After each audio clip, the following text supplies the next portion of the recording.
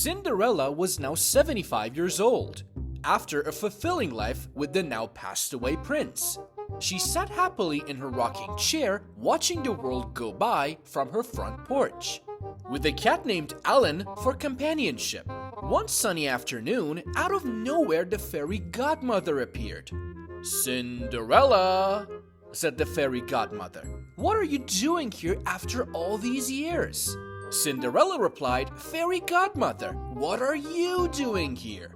The fairy godmother smiled and said, "Well, Cinderella, as you have lived a good and wholesome life since we last met, I have decided to grant you 3 wishes.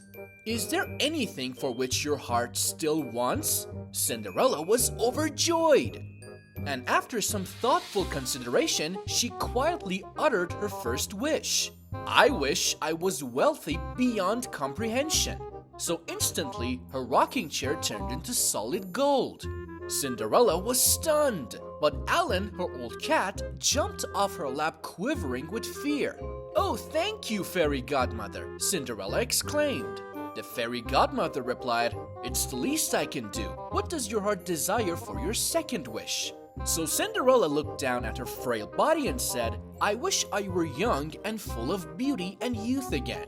At once, her wish became reality. Her beautiful face returned, and Cinderella felt stirrings inside her that had been dormant for years. Then the fairy godmother spoke again. "You have one more wish. What will you have?" So Cinderella looked over to the frightened cat in the corner and said, "I wish for you to transform Alan, my old cat, into a handsome young man." So magically, Alan suddenly underwent a transformation. When it was complete, he turned into a very handsome man.